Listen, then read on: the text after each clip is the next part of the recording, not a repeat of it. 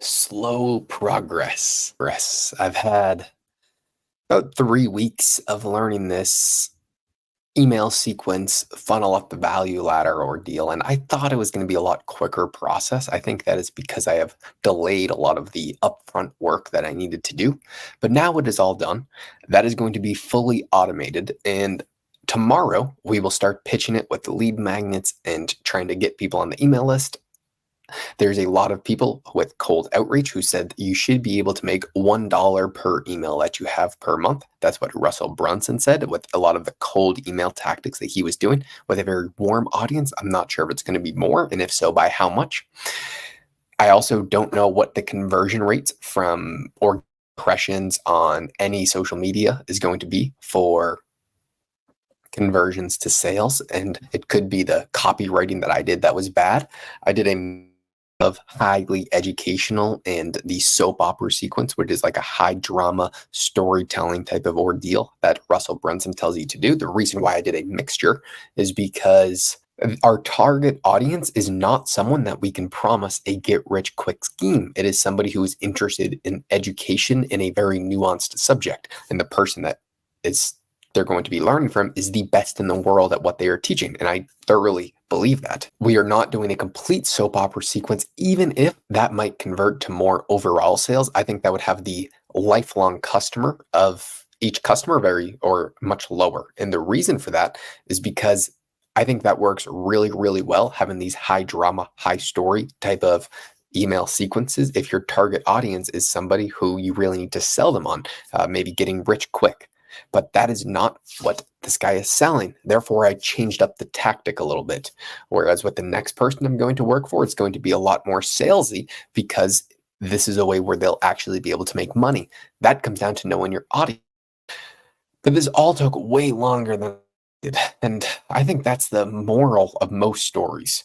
And anytime I have a forecast, I'll say, oh, I want to double my income in 3 months. Boom, never going to happen. Usually my income goes down in those 3 months. Things just take way longer than are expected. And I don't know if most people, if they get caught up in that extra length of time things take, because it really does take time to do stuff. Way longer than you're expecting. Whatever your forecast is, I would triple it. Because if I said I should double my income in 3 months, realistically, and probably even longer than that. If I thought I was going to move out early last month to Arizona to be working with this guy, I should have doubled my expectations and gave it an extra month or two because things just take so long to play out. Now that it's set up, though, I'm hiring someone to take over this, and I'm going to be training them all of next week. Once that is done, and this is in quasi autopilot mode, I'm going to have a lot more time to focus on things that really, really move the bottom line. I'm going to be keeping track of the conversion rates for everything and seeing what number needs to be tweaked the most. If it is the email sequence, the getting them up the value ladder, or just growing more organically. I'm not sure what it will be because we haven't done it yet. But at least it is exciting to move forward with these activities and these things that take way longer than are expected, which is frustrating in the moment. But I think once it is all complete and ready to get rolling, it'll be much more satisfying. Maybe, hopefully, if it works. It probably won't work because most of the time when I first initially do something, it does not work as well. I think I could have put a lot more time into structuring this email sequence, the automated email sequence, but who knows? We'll see how it works. And then I will reevaluate after maybe 3 weeks. I've been in a constant tiredness state. It's 5:30 right now. I plan on being asleep by like 9, waking up real early to start the week off strong because it's going to be a very, very busy week. My stress levels are just so high. I didn't eat. I probably fasted for a little over 24 hours today because I was wildly stressed last night and today because it's been eating me alive that I don't know what I can do to prepare for January 3rd when I move out to Arizona to work with this guy. I don't know how to prepare, and I'm trying to think of something to guide me in a direction. Actually, now that I'm talking about it, there is a guy that he used to run a NASDAQ company that I've met and I've been fortunate enough to become friends with. Anytime I have some sort of business question, he answers it better than I could ever imagine. And usually, when I ask somebody a question, I have some sort of idea the direction that they're going to go with. But this guy always gives me some sort of unique angle to look at it. He is possibly, and he actually is the smartest person I've ever met in my entire life. He seems like he's playing like four-dimensional chess better than Magnus Carlsen. It is in real life business. It is unreal. And I think I'm actually going to give him a call either today or tomorrow.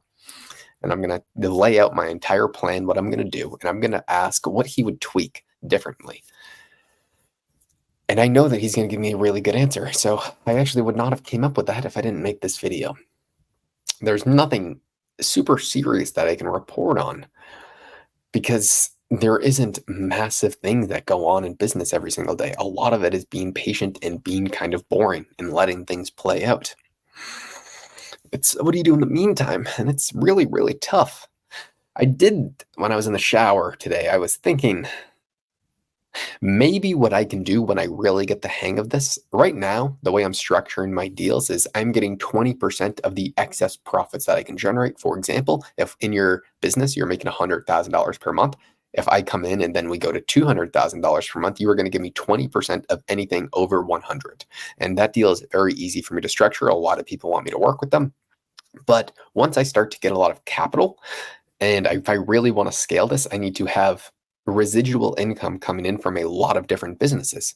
So I was actually thinking that's if Alex Hormozi, what he does is he buys into companies that his ideal company, and then he helps them grow. Maybe they're doing $1 million, $2 million a year. He helps them get to $10 to $50 million per year.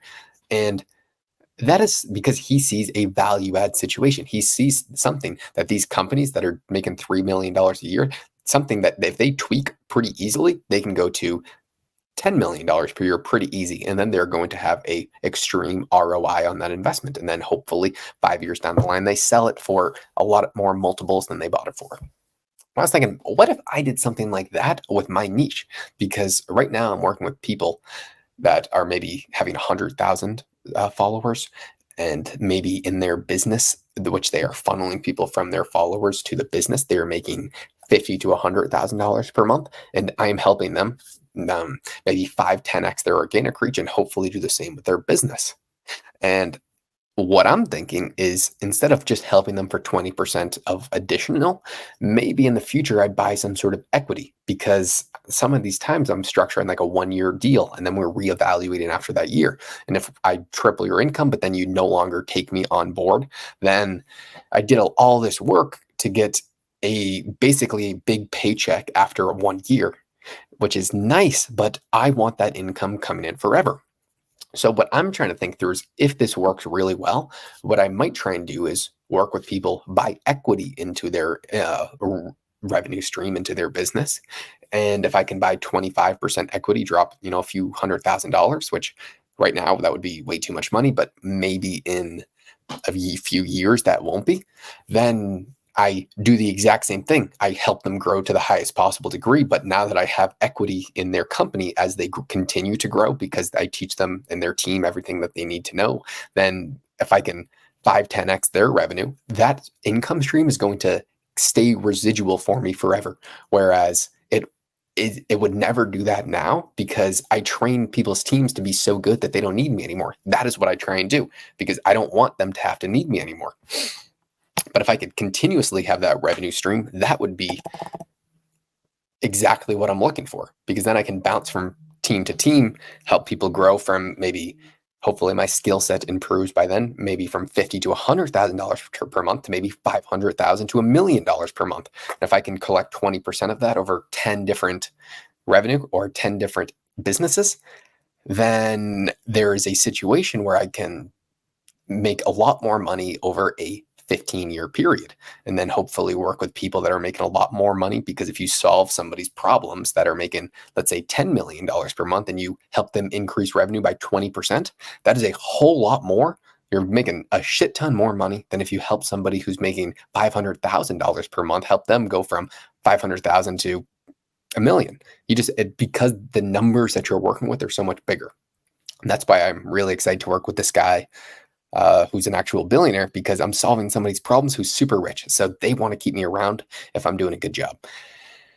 And they are going to continue to pay me because they know that hard working, good talent is very hard to come by. And that's why I'm super excited to work with this person. But I think that might be the direction I go in a few years once I build this up a little bit more. Maybe that changes. I don't know. But that was just an overarching thought that I had. I'm not taking any action on that now. It's just, I often think about, how do I take myself out of this business to where I can continuously make money? And that's a way that I can think about it. If I can help somebody grow, let's say 10x, but I have equity in their company, then instead of just growing their business 10x and getting a few big paychecks, but then I stop working with them, I continue to get money for the rest of my life. And I think people would still be interested in that, because if someone went to me and said, hey, I will buy 20% of your company and I'm going to help you 10x your company, then I would say, hell yeah, do it. And I know that these other people would as well. Everyone that I talk to, if I just said, let me buy equity in your company before I start working them, every single one of them would say yes. So I think it makes sense from a business and from a personal standpoint to have the best long-term benefit. So maybe that's where I go, maybe in 3-4 years when I build this up a little bit more, maybe less. Who knows? Who knows how quickly things happen? But as I said, it takes a lot longer than you can really expect. It takes way longer. Everything takes so much longer. I thought when I started this journey, maybe 3.5 years ago, I thought it was going to be very easy. I'd go from making $0 to $10,000 a month instantly. Nope, that took 3 years. And now it's more of a bell curve. It went from making nothing, a little bit, and then you start to make a decent amount. And I'm starting to build enough skill sets and have enough connections to where I'm at the bell curve where I can see myself start to go in a parabolic increase. But that parabolic increase is still over a 5-year period. Things just take so long to build. And that just comes down to applying what you learn, because everybody, I think, knows what they should do to get rich. It would be stopping your bad habits and replacing them with good habits. If all you did was consume very, very high quality informational content through the books, audiobooks, podcasts, etc., and you took out all the jargon, I think that everyone would become more successful in whatever aspect they were looking for if they worked harder, as they know they probably should. I know that I still could work harder if I ate healthier, if I went to bed earlier, if I cut out all the bad things that I'm currently doing that I know I'm doing, and I just applied the good things and you applied the knowledge that you learned, then I think pretty much everybody could increase the living situationship that they are in some manner. What that looks like, I don't know. I don't know. Things, I guarantee you, if you are starting something or if you have started something and you're a few years into it and you're realizing, shit, the results are minuscule at best, I think that's normal. How many people do you know that's 25 and making $1 million per month? Even though that's maybe what you see on Instagram or TikTok or YouTube, that is highly, highly unlikely. It just is. And I understand that, which is why I'm playing the longer game. I'd rather make a lot of money by the time that I'm 35. If I have, 14 years to get there, that is a lot of time to be spending a lot of hours on that. And I think I'd have to be a dumb motherfucker to not grow my business in some aspect in 14 years. That's just thinking on a longer time horizon. Then the day-to-day matters slightly less, but I know that I have to live in the way that would take me to my aspirations within, let's say, the next 10 to 15 years. But who knows? Who knows? If you told me 3 years ago where I would be today, it's better. My life is better now than I could have ever have dreamed of 15 years ago. Whatever I could think of, and where I would say that would be my peak, I'm probably in a better situation now. Not from a monetary aspect, but I think there's so much more to that. The lifestyle that I'm living right now, I think is better than anything I could have ever dreamed of 3, 4 years ago. So looking at it from that lens, I have no clue where I'll be in 3, 5, 10 years. I have no clue. I just know if I continue down this path and I continuously work harder and as diligently as I possibly can, then it will be better than I can dream of, because that's pretty much what's always happened. That doing the things I know I should do leads to a result better than I can even think of. And then it just takes time to play out, because I thought I would have a better life in 1 year, which I did not. But in 3 years, it was better than I could have dreamed about. So just, I'd say keep that in mind, that you can accomplish. I've heard this quote a few times, but I always come back to it. People wildly overestimate what they can accomplish in 1 year, but wildly underestimate what they can accomplish in 3 years, which is partially why I'm doing this 1,000-day challenge, because I know if I did a 1 year challenge, I think the results would be very minuscule, because as I said, everything they've done has been a bell curve for results. So in 3 years after doing this, I think the results will really start to pick up. And I don't know what those results will look like, but I assume I will have something that comes out of it. I did at the Valuetainment party that I was at, Ryan Garcia was there, the boxer kid. And I thought it was interesting. I don't know how old he is, but I'm guessing we're around the same age. I'm 21. I don't want to look it up. I'm assuming he's in a 5-year age demographic as me. And people were going up to him, taking pictures with him, obviously talking about him. And I thought that was inspiring, that there's somebody who's pretty close in age to me, but has accomplished so much. And people really do look up to him. And I was thinking, I always wanted to be the man behind the scenes doing this, but there is almost a duty to yourself to.